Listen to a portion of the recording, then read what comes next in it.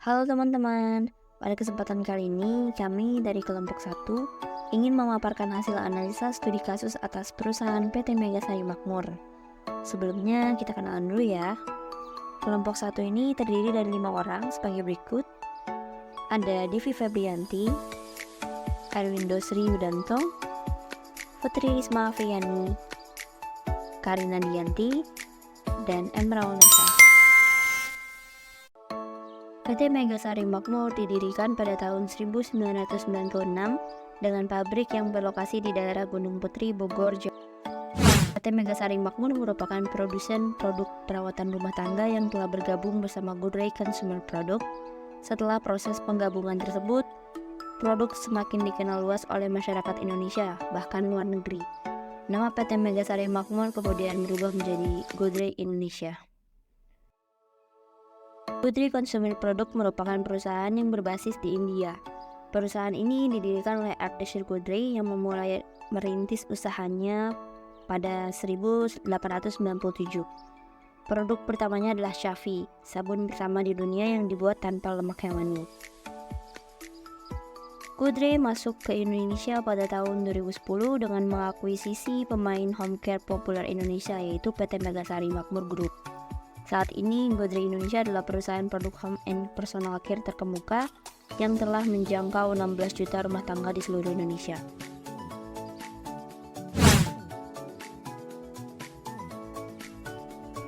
Berikut produk-produk dari PT Megasari Makmur. PT Megasari Makmur memproduksi banyak produk dari produk saniter hingga pembasmi serangga, dengan merek dagang berbeda untuk setiap produknya, antara lain Mitu, New, Most Trap Cap Gajah, Clean Pack, Biosol, Cicada, Stella, dan Hit untuk pembasmi serangga yang akan menjadi topik studi kasus berikut. Lembaga Bantuan Hukum Kesehatan melaporkan PT Megasari Makmur ke Kepolisian Metropolitan Jakarta Raya pada tanggal 11 Juni 2006. Korbannya yaitu seorang pembantu rumah tangga yang mengalami pusing, mual, dan muntah akibat keracunan setelah menghirup udara yang baru saja disemprotkan obat anti nyamuk Hit. Hit yang promosinya sebagai obat anti nyamuk ampuh dan murah, ternyata sangat berbahaya karena bukan hanya menggunakan propoxur tetapi juga diklorvos atau zat turunan klorin yang sejak puluhan tahun dilarang penggunaannya di dunia. Obat anti nyamuk Hit yang dinyatakan berbahaya yaitu jenis Hit 2,1A atau jenis semprot dan Hit 17L cair isi ulang. Unsur hukum yang telah terpenuhi untuk menuntut kerugian. Yang pertama, PT Megasari Makmur tetap memproduksi produknya meski telah dilarang. Kemudian, adanya kerugian berupa fisik atau kesehatan konsumen yang terganggu. Ketiga, adanya hubungan kausalitas antara perbuatan melanggar hukum dan kerugian. Dan juga, perbuatan yang dilakukan dapat disesalkan, dapat diduga akibatnya, dan juga dapat dipertanggungjawabkan.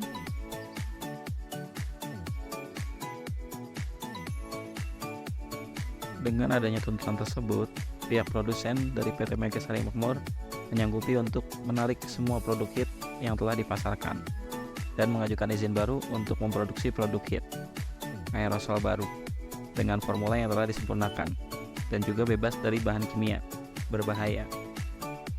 Hit aerosol baru telah lolos uji dan mendapatkan izin dari pemerintah. Sementara itu, pada tanggal 22 September 2006, Departemen Kesehatan juga mengeluarkan izin yang menyetujui pendistribusiannya dan penjualannya di seluruh Indonesia. Setelah kasus tersebut, PT Megasari Makmur memutuskan untuk bergabung dengan perusahaan Goodray.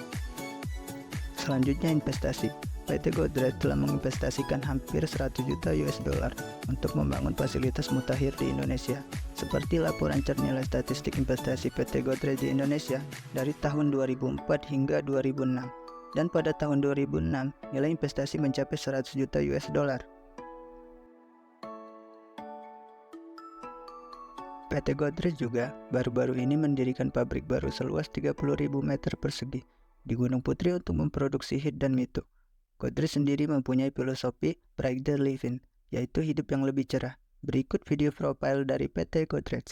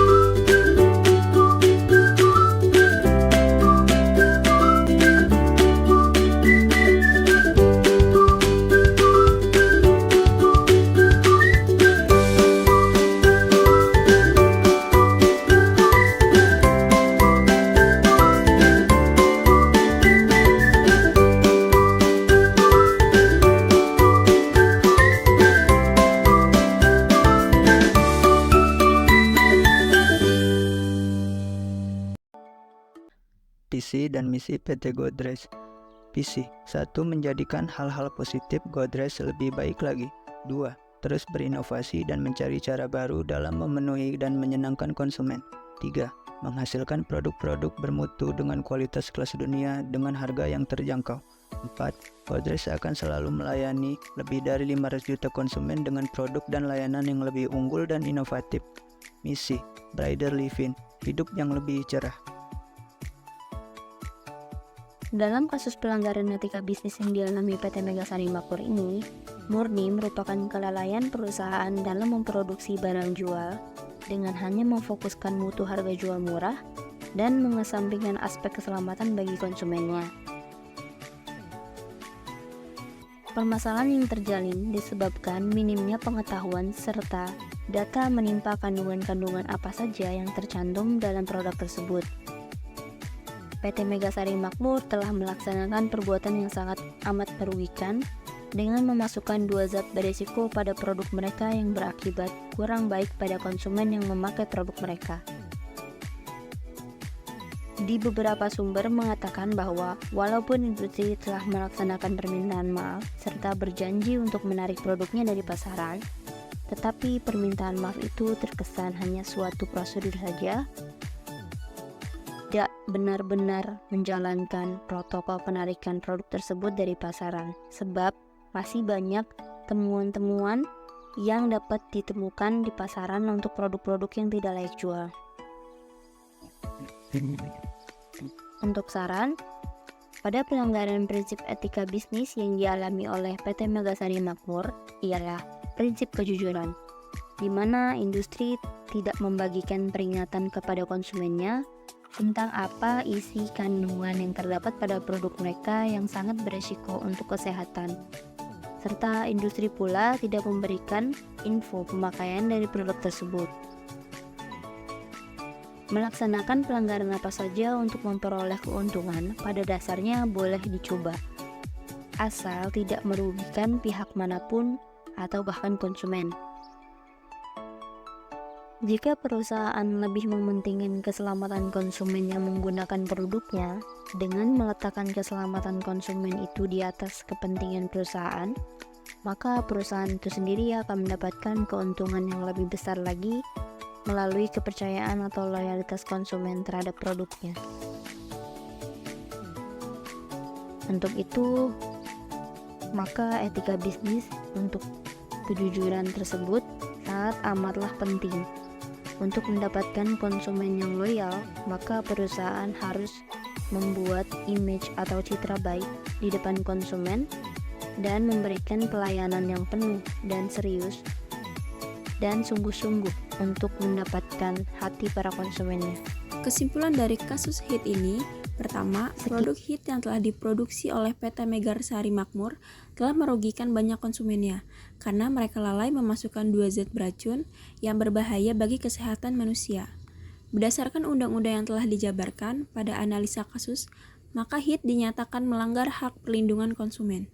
Kedua, pihak produsen PT Megasari Makmur menyanggupi untuk menarik semua produk HIT yang telah dipasarkan dan mengajukan izin baru untuk memproduksi produk HIT aerosol baru dengan formula yang telah disempurnakan, bebas dari bahan kimia berbahaya.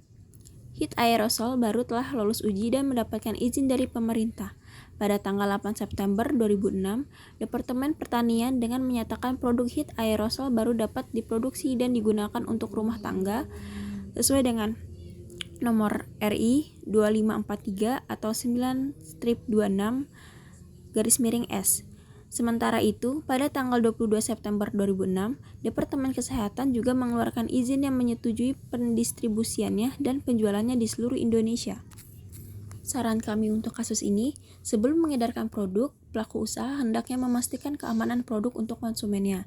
Pelaku usaha hendaknya mencantumkan secara jelas komposisi yang digunakan, serta menaati Undang-Undang Perlindungan Konsumen dan Undang-Undang Pelaku Usaha.